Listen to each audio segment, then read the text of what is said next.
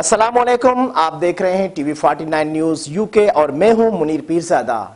आइए आपको ले चलते हैं आज की खबर की जानिब। कसूर के नवाही गांव छोटा शेखपुरा में मेहनतकश की झुग्गी को आग लग गई।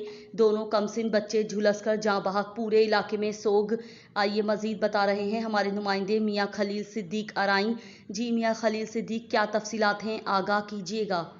जी बिल्कुल, कसूर के नवाही गांव छोटा शेखुपुरा में मेहनत कश मोहम्मद रफ़ीक और उसकी बीवी खेतों में गंदम की कटाई करने के लिए गए हुए थे कि उनके घर के साथ बनी झुग्गी में उसके दोनों बेटे अली, हमजा और अहमद मौजूद थे।